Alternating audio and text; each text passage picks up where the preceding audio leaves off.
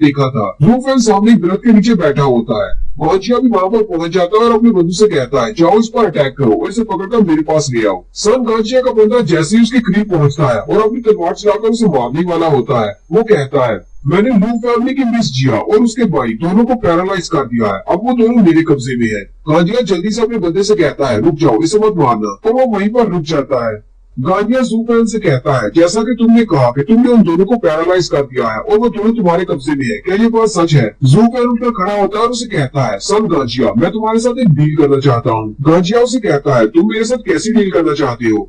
जूफैन से कहता है, मैं उन दोनों को तुम्हारे हवाले कर दूंगा, लेकिन बदले में मुझे अपने फ्यूचर की गारंटी चाहिए। तुम्हें पता है कि मैं लू फैमिली का एक गुलाम हूँ और मुझे सारी जिंदगी गुलाम बनकर नहीं रहना, मुझे भी एक फैमिली का मास्टर बनना है। गांजिया और उसके साथी के बात सुनकर भोसला हैरान हो जाते हैं। गांजिया उसे कहता है, तुमने लू फैमिली को धोखा देने की क्यों सोची? जूफैन गांजिया से पूछता है, तुमने लू फैमिली को धोखा देने की क्यों सोची? मैं भी ये बात सुनकर भोसला खुश हूँ। जूफैन उसे कहता है, अब मैं सारी जिंदगी गुलाम तो रहने वाला नहीं हूँ, मुझे पता है कि लू फैमिली खत्म हो चुकी है और तुम उन्हें नहीं छोड़ोगे, तुम उन्हें मार डालोगे, तो क्यों ना मैं इस मौके से फायदा उठाऊं और अपनी एक फैमिली स्टार्ट करूं। के लिए तो मैं फैमिली स्टार्ट करने से रहा, लेकिन तुम्हारी मदद से मैं मास्टर बन सकता हूं। और वैसे भी उन दोनों को अगर मैं छुपा कर रखूंगा या प्रोटेक्ट करने की कोशिश करूंगा तो तुम मुझे मार डालोगे। उससे अच्छा है मैं उन दोनों को तुम्हारे हवाले करके एक अच्छी जिंदगी हासिल कर लूं। वहीं पर फॉरेस्ट के अंदर से उसने एक रेड कलर का धागा बिछाया होता है। वो कहता है, इस धागे के एंड पर वो दोनों बंधे हुए हैं, लेकिन रास्ते में बहुत सारे मोड़ आते हैं, सिर्फ मुझे ही पता है कि सही मोड़ कौन सा है, उन तक कैसे पहुंचना है। और अपने ऊपर भरोसा दिलाने के लिए मैं ये धागा तुम्हारे हाथ में पकड़ा देता हूँ, मैं तुम्हारे आगे आगे चलूंगा, तुम अपने साथियों के साथ मेरे पीछे रहना। सन गांजिया उसे कहता है, तुमने तो वाकई में बहुत ही कमाल का काम किया है, इस धागे की मदद से हम लोग इस फोगी फॉरेस्ट से बाहर भी आसानी से आ सकते हैं। गांजिया उसे कहता है, ठीक है, मुझे तुम्हारी डील मंजूर है, मैं उम्मीद करता हूँ कि तुम मुझसे झूठ नहीं बोल रहे। जूफैन उसे कहता है, मैं बिल्कुल सच कह रहा हूँ, मैं तुमसे झूठ नहीं बोल रहा। गांजिया उसे कहता है, मैं तुम्हारे सामने ये साफ साफ कह रहा हूँ, मुझे तुम पर जरा भी भरोसा नहीं, लेकिन फिर भी मैं तुम्हारे साथ जाऊंगा। और फिर साथ ही वो दोनों हंसना शुरू कर देते हैं। फिर गांजिया उसे कहता है, चलो फिर ठीक है, हमें रास्ता बताओ, तुम आगे आगे चलो। फिर वो लोग फोगी फॉरेस्ट के अंदर चले जाते हैं। टैंगलिंग जो कि लू फैमिली का गार्डियन है, वो जूफैन से कहता है, हमने तुम्हारे पर भरोसा किया, तुम्हें अपने पास जगह दी, लेकिन तुमने हमें धोखा दिया। और साथ ही वो जू गांजिया से भी कहता है, तुम भी बहुत बड़े धोखेबाज हो, तुमने भी लू फैमिली को धोखा दिया है। अगर मैंने आज मरना ही है तो मैं तुम लोगों को श्राप देकर मरूंगा कि तुम्हारी आने वाली जिंदगी बिल्कुल भी अच्छी न गुजरे। फोगी फॉरेस्ट के अंदर थोड़ी देर चलने के बाद जूफैन रुक जाता है। गांजिया से कहता है, तुम यहाँ पर क्यों रुके हो? यहाँ पर तो वो लोग नहीं है, कहाँ है वो लोग? जूफैन पीछे की तरफ घूमता और कहता है, सन गांजिया, मैं तुम्हें यहाँ पर लेकर आया हूँ, उन दोनों को तुम्हारे हवाले करने के लिए नहीं, बल्कि ये वो जगह है जहाँ पर तुम मरने वाले हो। गांजिया जल्दी से उस पर अटैक करने के लिए आगे बढ़ता है, लेकिन जूफैन वहाँ से गायब हो जाता है। वहाँ पर लकड़ी के छोटे छोटे टुकड़े आ जाते हैं। गांजिया ये देखकर हैरान हो जाता है और अपने साथियों से कहता है, जल्दी से यहाँ से निकलने का कोई रास्ता देखो। उसके साथियों से कहते हैं, लेकिन हम लोग वापस नहीं जा सकते, वो सुरंग रंग का धागा जो उसने भी पकड़ाया हुआ था वो किसी ने काट दिया है, और साथ ही टॉमिंग भी यहाँ पर नहीं है, वो भी गायब हो गया। गांजिया बहुत ज्यादा गुस्सा हो जाता है और जमीन पर पंच मारते हुए कहता है, तुम्हारी हिम्मत कैसे हुई मुझे धोखा देने की? इसे क्या लगता है कि मैं इस फोगी फॉरेस्ट से बाहर नहीं निकल सकता? जब मैं निकलूंगा तो मैं इसे मार डालूंगा। साथ ही वहाँ पर जितनी भी फूक होती है वो सारी सुरख कलर की हो जाती है। तो जूफैन हंसते हुए उनसे कहता है, तुम मुझे कभी भी ढूंढ नहीं पाओगे और ना ही कभी मार पाओगे। गांजिया के साथी कहते हैं, आज यहाँ पर हो क्या रहा है? इस सारी फोक का कलर रेड कैसे हो गया? गांजिया उन सबसे कहता है, अलर्ट रहना, अपनी एक देखते रहो। लेकिन जैसे वो पीछे की तरफ देखता है तो उसका एक भी साथी पीछे नहीं होता, वो सारे गायब हो जाती है। गांजिया कहता है, ऐसा कैसे हो सकता है? लगता है कि यहाँ पर कोई फॉर्मेशन बिछाई गई है। गांजिया को फौरन समझ आ जाती है। गांजिया कहता है, ये तो मैजिक है, यहाँ पर कोई मैजिकल अरे बिछाई गई है। नेक्स्ट सीन जंगल के एक दूसरे हिस्से का होता है, जहाँ पर उन्होंने एक फॉर्मेशन बनाई होती है और उस फॉर्मेशन के सेंटर में मिस जिया बैठी होती है, जबकि बाकी के तीनों भी उसके साथ ही खड़े होते हैं। जिया उस फॉर्मेशन के मैजिक को कंट्रोल कर रही होती है। जिया कहती है, मैंने कर दिया, उन सबको मैंने अलग कर दिया, एक एक करके वो सारे गायब हो गए हैं, और इसके अलावा हमने टॉमिलिन को भी बचा लिया है। अब आगे तुम क्या करने वाले हो? जूफैन जल्दी से आगे बढ़ता है और उसके करीब चला जाता है और कहता है, मिस जिया, अब मैं तुम्हारी हेल्प करूंगा, और साथ ही उसे पीछे से पकड़ लेता है। मिस जिया शर्माते हुए कहती है, ये तुम क्या कर रही हो? जूफैन उसे कहता है, तुम्हें घबराने की जरूरत नहीं, मैं तो बस तुम्हारी हेल्प कर रहा हूँ एक नए मैजिक को कास्ट करने में। वो उसका हाथ पकड़ता है और कहता है, जैसे जैसे मैं करता हूँ वैसे वैसे रिपीट करती जाओ और फोकस रहो, डिस्ट्रैक्ट होने की जरूरत नहीं। वो उसके हाथ को उस फॉर्मेशन के ऊपर रखता है और साथ ही अपनी पावर को उसकी पावर से मिलाते हुए एक फॉर्मेशन को एक्टिवेट करता है और कहता है, उन सबको मार डालो।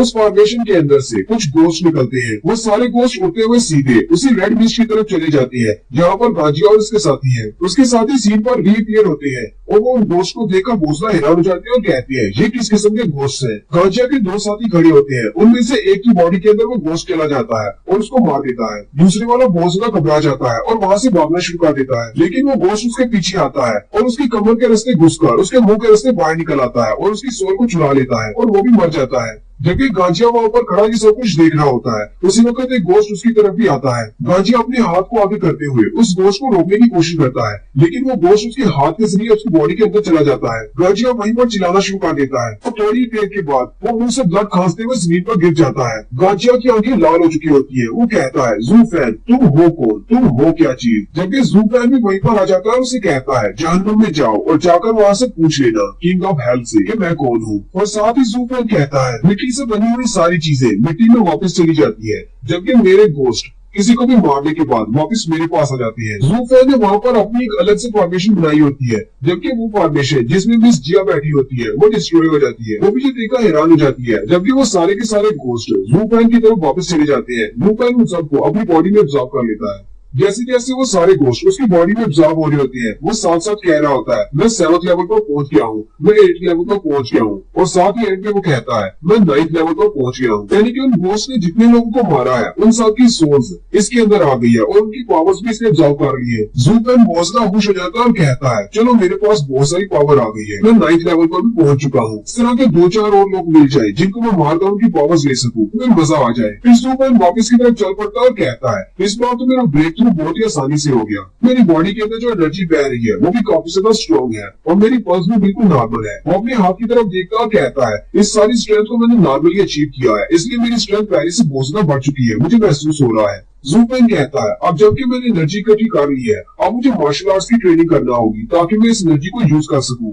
वो तीनों भी भागते हुए वहां पर आ जाते हैं और कहते हैं ज़ूफेन तुम कहां पर चले गए थे, वो फॉर्मेशन जो तुमने मुझे बनाकर दी थी वो डिस्ट्रॉय हो गई, पता नहीं उसे क्या हुआ। साथ ही वो कहते हैं यहाँ पर जितनी भी फौज थी वो सारी गायब हो गई। ज़ूफेन उससे कहता है मुझे नहीं पता कि वो फॉर्मेशन कैसे डिस्ट्रॉय हुई, हो सकता है कि गांजिया की पावर बहुत ज्यादा थी, इस वजह से वो फॉर्मेशन बहुत डिस्ट्रॉय हो गई। ज़ूफेन कहता है मैं तो सन गांजिया और उसके दोस्तों को देखने के लिए गया था कि वो मर गया है या नहीं, और अच्छी बात यह है कि उनमें से कोई भी नहीं बचा, वो सारे मारे गए। उसी वक्त ट्रॉन्गलिंग आगे बढ़ता है और उसके सामने जाकर खड़ा हो जाता है। ज़ूफेन भी उसे दूर कर देखता है कि अब ये क्या करने वाला है। ट्रॉन्गलिंग जल्दी से उसके सामने घुटने टेक देता है और कहता है प्लीज मुझे माफ कर दो, थोड़ी देर पहले मैं तुम्हारे ऊपर श्राप लगा रहा था क्योंकि मुझे नहीं पता था कि तुम हमें धोखा नहीं दे रहे, तुम तो उनके लिए ट्रैप बिछा रहे थे। अगर तुम मुझे मारना चाहते हो तो मुझे मार सकते हो, मैं आगे से तुम्हें कुछ भी नहीं कहूंगा, यहाँ तक कि अगर तुम मेरा सर काटना चाहते हो तो तुम मेरा सर भी काट सकते हो। ज़ूफेन उसकी तरफ देखता और कहता है ये बंदा तो बहुत ज्यादा वफादार है। साथ ही उसे अपने उस डिसाइपल की याद आ जाती है, जाओ चैंग की। वो कहता है काश मेरा डिसाइपल जाओ चैंग भी इस तरह का वफादार होता और आज मैं यहाँ पर नहीं होता। ज़ूफेन आगे बढ़ता है और उसे कहता है तुम हमारी फैमिली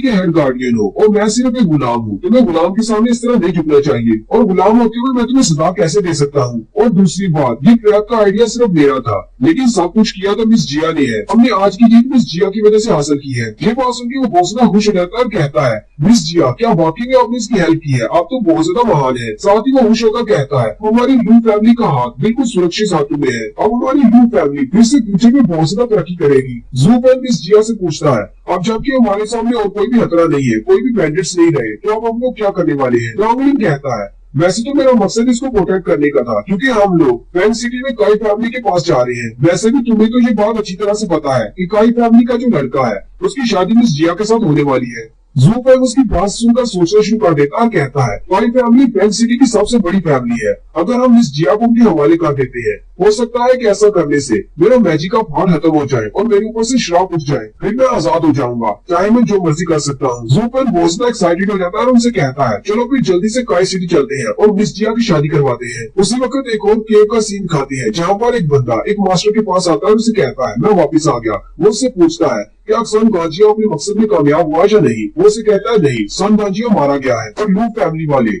फैंग सिटी में चले गए हैं काई फैमिली के पास। वो उसे कहता है जाओ उन पर नजर बनाए रखो। उसके जाने के बाद वो अपनी चेयर पर से उठता है और साथ वाले रूम में चला जाता है जहाँ पर एक मास्टर पड़े होते हैं पैरालाइज हालत में। वो उसे हाथ लगाते हुए कहता है तुम्हारा पुराना दोस्त वहीं पर है, तुम्हारा इंतजार कर रहा है कि कब तुम वहाँ पर आओगे। जैसे ही मुझे फॉर्म ऑफ रिटर्निंग ड्रैगन की टेक्निक मिल जाएगी मैं तुम्हें भी उसके पास ही भेज दूंगा, फिर तुम दोनों जी भर कर मिल लेना। और साथ ही वो जोरदार कहका लगाकर हंसना शुरू कर देता है और यहीं पर हमारी एपिसोड 2 का एंड होता है। एक्सप्लेनेशन अच्छी लगी हो तो कमेंट करके जरूर बताएं। चैनल को सब्सक्राइब कर दें, वीडियो को लाइक और शेयर कर दें। शुक्रिया।